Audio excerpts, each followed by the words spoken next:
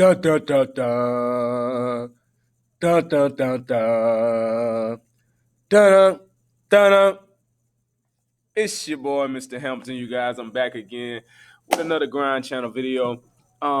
Today I want to briefly cover Shays Rebellion. We have some students that struggled on their standard last week, 7.2.3. So I really want to cover that material in a short version and the activities that you may have missed in Google Classroom. So let's look at the second post from the top, Shays Rebellion.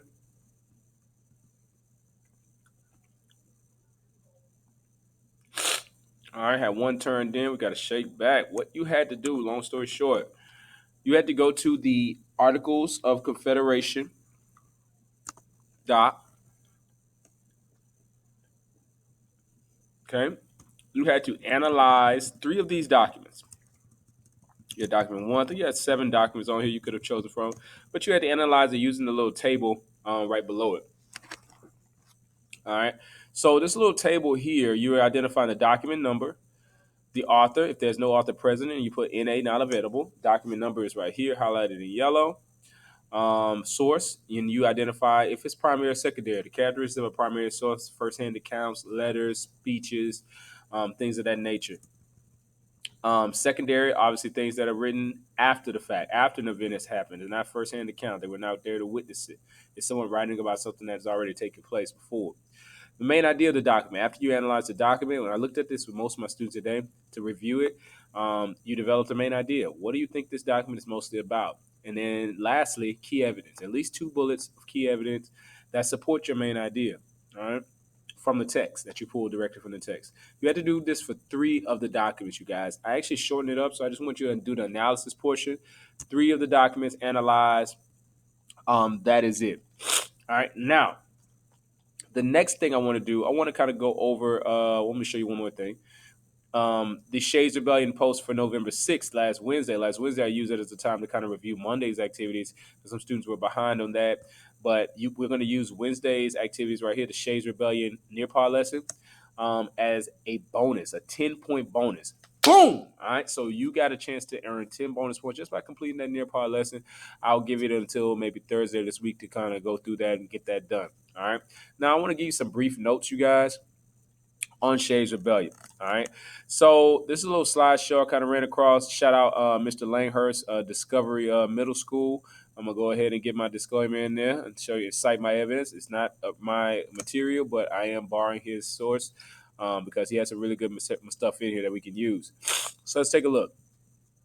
So the economy was struggling. All right. This is said 1780s, shortly right after the American Revolution is over, kind of like in the midst of it, 1785, 86. You got many families, they have to pay huge percentages of income taxes, that they can't necessarily afford. Farmers were hit especially hard with taxes, on their crops. Many struggled, as we know, to pay these debts. And a lot of them were former revolutionary veterans, people that had fought for this country, fought for the establishment of this country. So they really felt, I guess you say, a sense of entitlement. And I think that this entitlement was just. I think they deserve to be treated at a higher level for helping, create this country, put their lives on the line. Next thing, you have farmers in Western Massachusetts. It seems like everything starts in Massachusetts, even with the American Revolution, the beginning of it and the cause of it. Everything seems to start in Massachusetts. So you get farmers, they start rebelling and protesting. Courts were taking land if you couldn't pay your taxes, right? So if you couldn't pay your taxes, they would take your house. And if your house, the amount their house was worth, they'd cover the debt, then they would throw you in jail. All right. So the same thing holds true today. It hasn't changed much. If you could double up on your mortgage or you're behind on your mortgage, the bank will take your house. All right. So let's look at this short little clip and see what's going on here. It's a little visual. I'm not going to watch the whole thing, but a good little portion of it. Seeds of Rebellion. What caused Shays' rebellion? Real quick. All around him, Daniel Shays saw poor farmers like himself, many of whom he had served with in the Revolutionary War, now being sent to rot in debtors' prisons. Families were left without providers, and mothers were forced to beg in the streets. He had been taken to court for debts twice by different retailers. So Daniel Shays was afraid that he was going to lose his land. He was going to lose his crops, lose his cows, and so on, and he couldn't support his family at that. Imagine that. to lose your farm and to have to work for someone else was more than just an economic decline. It was a decline in your status in your country. That is, you would no longer be a voter. All In right. order to So vote in most colonies and in most states, you had to prove that you owned land. This made you an independent.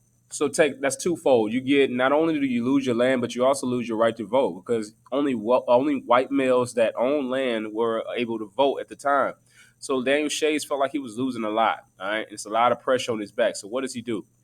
A former Revolutionary War veteran, he starts to lead these farmers in a protest against the government. All right, January 1787, the rebels decide to raid an arsenal of about 1,500 men. Some historians differ. Some say about 1,200, but 1,200, 1,500 is roughly the number. And they wanted to take the guns there in order to use them against the government and overthrow the Congress that was based at the time in Philadelphia. All right, there is nothing the national government can do to help. It is all up to the state to respond. You got to remember the articles gave majority of the power, sovereignty, supreme power to the states. So there's no standing army or anything at this time. Nothing the national government can do concerning taxes. All right, because taxes is what they use to pay the army, but they can't force the states to pay taxes, so they can't pay the army, so they don't have a standing army. So really, they're just stuck. Wealthy bosses, businessmen, they put up the money in order to raise an army to put down the rebellion.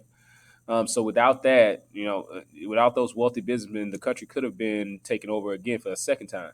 Troops are waiting at the arsenal and they stop the revolt. Cannons are fired into Shays' men and four are killed. That's a little image of that skirmish at the arsenal. Some of the actual militiamen part of Shays' rebellion. Two of the leaders of the rebellion are hanged. Shay is pardoned in 1788. But it shows more than anything the weaknesses of the articles, you guys. How this document was not a sufficient document to run the country on. So just take notes on that. Get prepared for next week, you guys. Go back and take a look at that assignment, get that made up. And this is the end of this video. Grinding out.